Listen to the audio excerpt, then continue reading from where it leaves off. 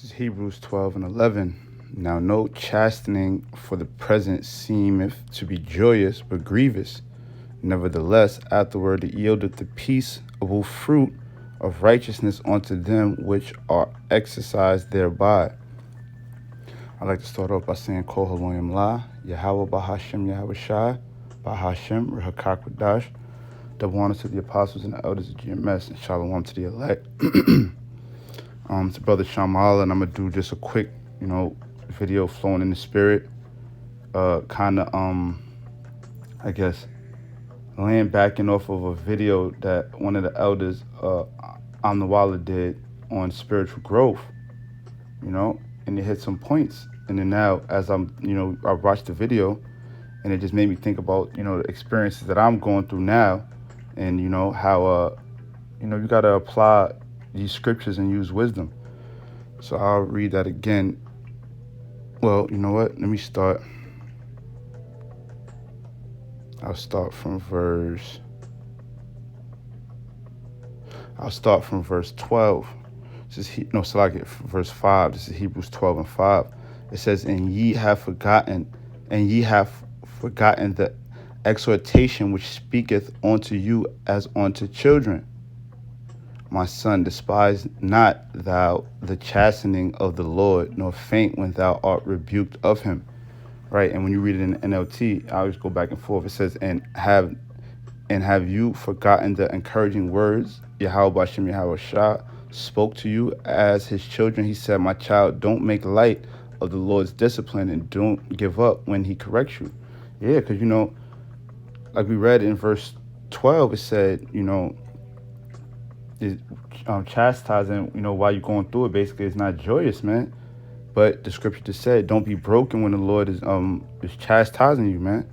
It says, verse 6, for whom the Lord loveth, he chasteneth, and scourgeth every son whom he receiveth. Right. So the Lord is going to discipline. If the Lord is disciplining you and correcting you, he's dealing with you, basically, man. And it's going to basically be for your benefit.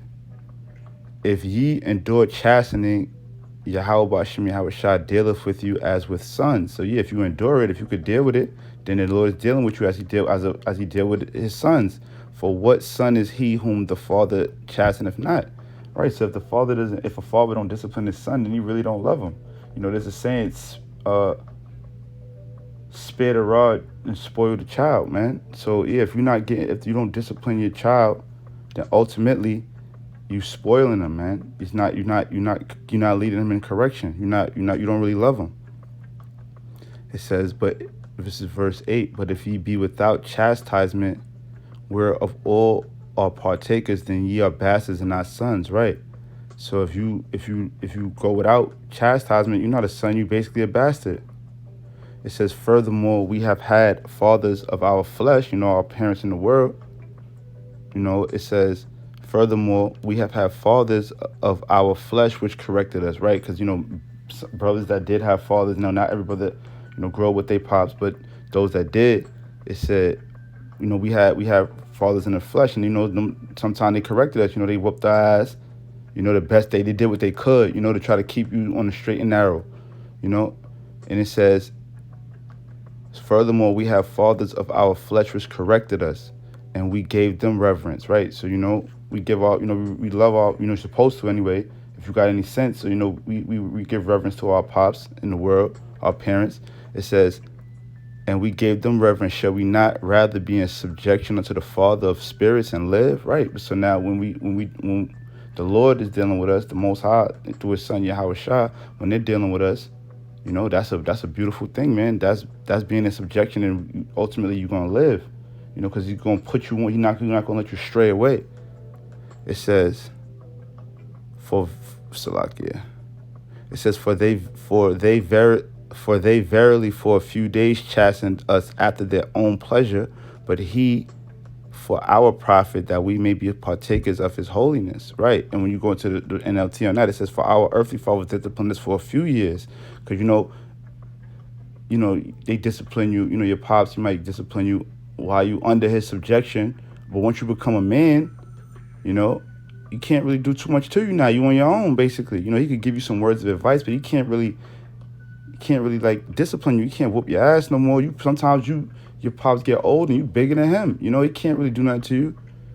So it says, doing the best they know how, but Yahweh Hashem Yahweh Shah, discipline is always good for us so that we might share in his holiness, right? Because, when we get corrected, we straighten up and we going out, we doing the Lord's will, man. We don't want to keep veering off.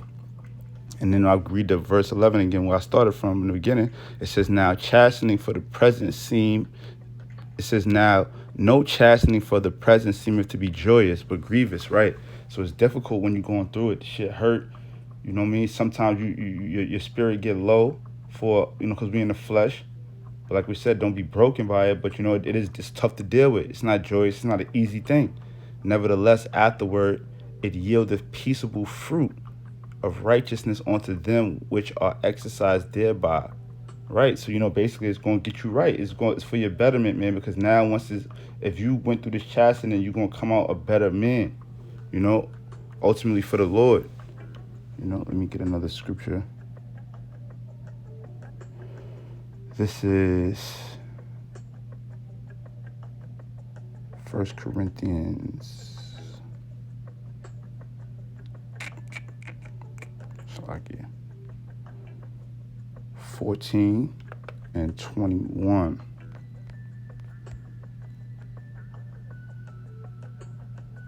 No, 14 and 20. It says, brethren, be not children in understanding, howbeit in malice be ye children, be in understanding, but in understanding be men. Right?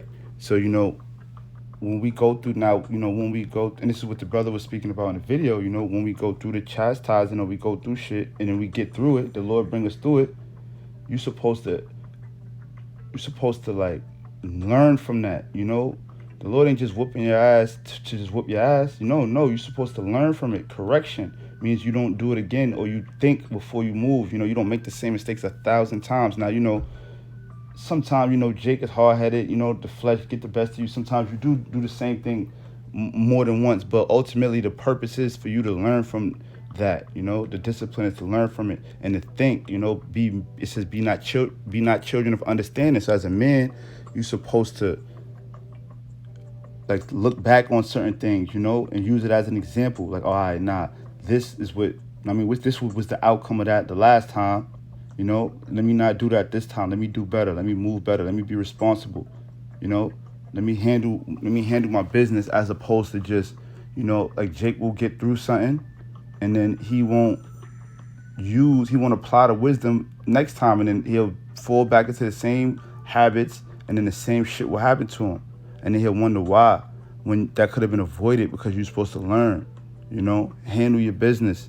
Don't be like a child. Children tend to be impulsive and less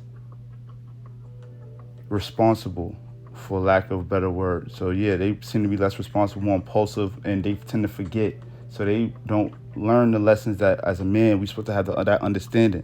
So we're supposed to learn from these lessons that we get from the Lord, from the discipline that we get from the Lord. I'm going to get, and this won't be long. This was just like going in the spirit, which is on me to do it. It says, my son, this is Book of Sirach 2 in verse 1.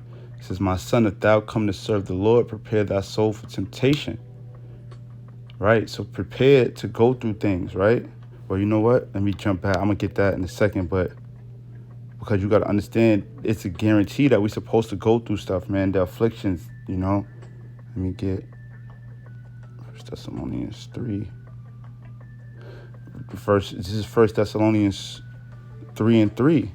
It says that no man should be moved by these afflictions, for yourselves know that we are appointed thereunto. And in NLT it says, and to keep you from being shaken by the troubles you were going through, but you know that we are destined for such troubles, right? So like the scripture said in the Book of Sirach, it says, prepare ourselves for temptation, and then in 1 Thessalonians 3, those people were going through hell, and the Apostle Paul sent Timothy, to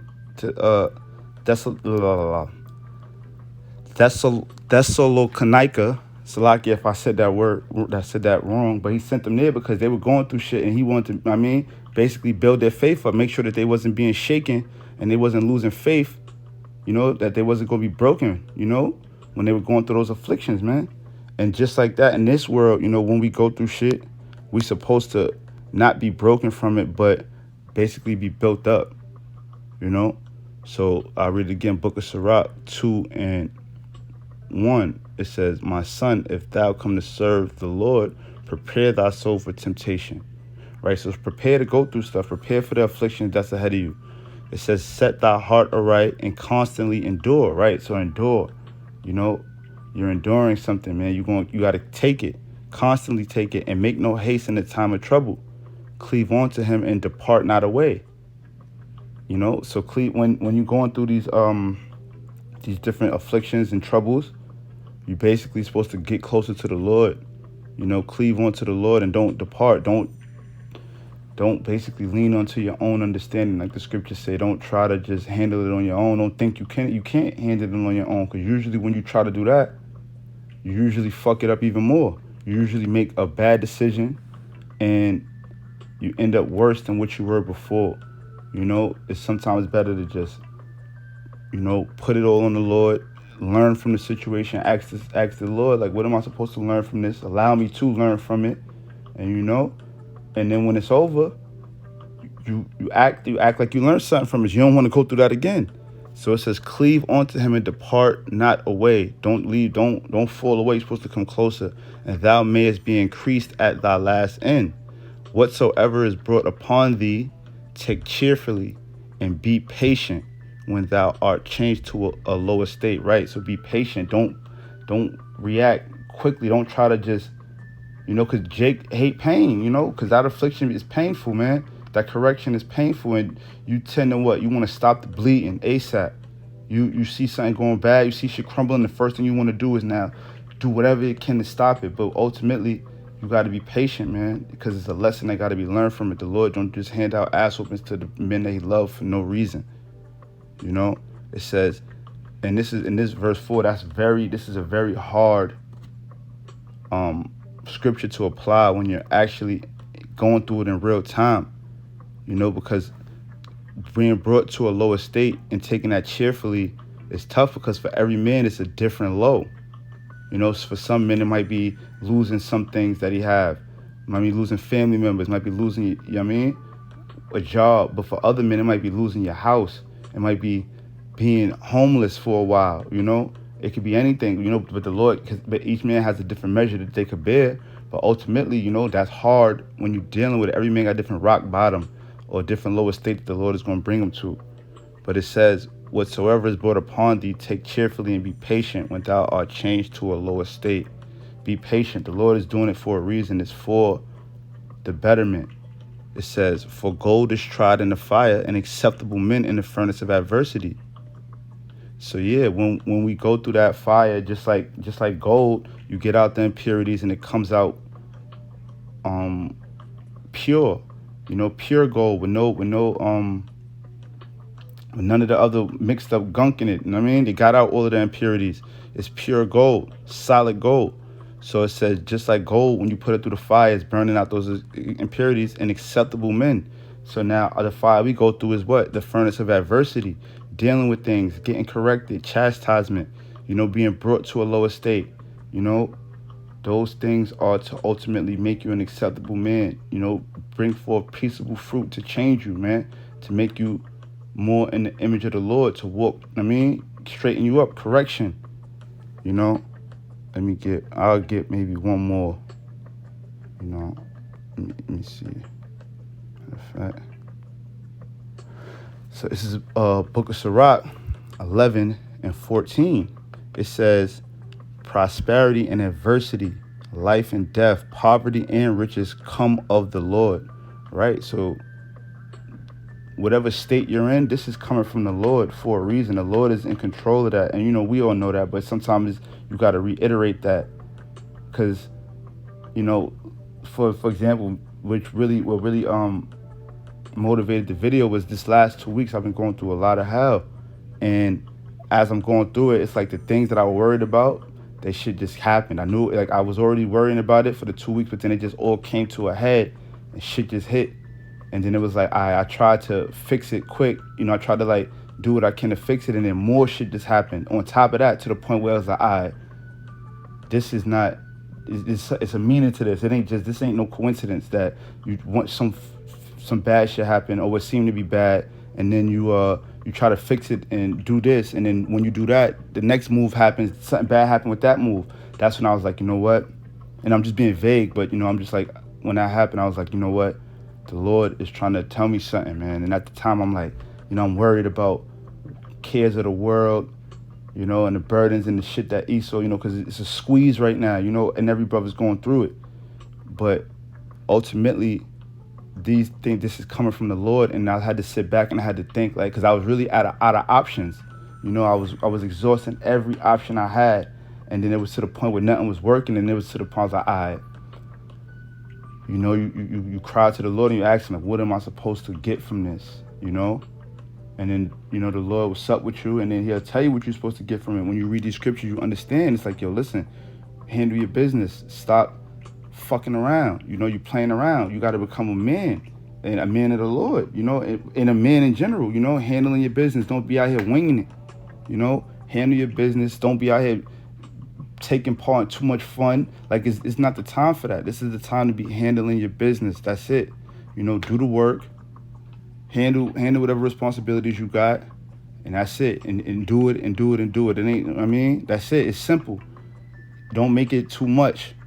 That's what I got from that. But yeah, so when it says prosperity and adversity, life and death, poverty and riches come of the Lord. So the Lord is in control of all of these things, man. And we know that. And then when you actually take the time to sit back and think about it, when you're going, and man, really, well, I get this because the scripture speaks for itself. This is, and I'll end it off with this. This is Book of Sirach 11-25, classic scripture. It says, in the day of prosperity, there's a forgetfulness of affliction, right? So, the afflictions, like right now, and I pray that when the Lord do turn whatever situation I'm going through and brothers going through around, that we don't forget when we was going through it, because that helps you stay grounded.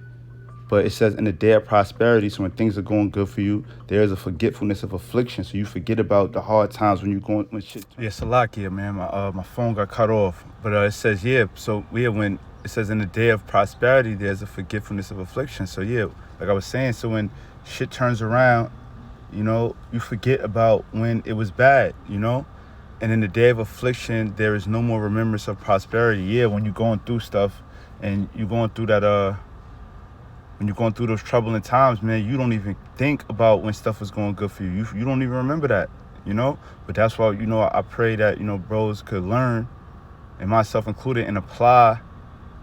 Yeah, and these lessons that the Lord's chastising don't just be for no reason. That we actually be corrected and we move accordingly. You don't want the Lord to keep, breaking you down and you not learning from it, man. You're not applying the things that the Lord is trying to teach you, So, yeah, I don't want to be long-winded, but Lord's will, it was edifying. With that, I want to say, Kol Haloyim La, Yahweh, Bahashem, Yahweh Shah, Bahashem, Rakak Dash. Till next time, Shalom.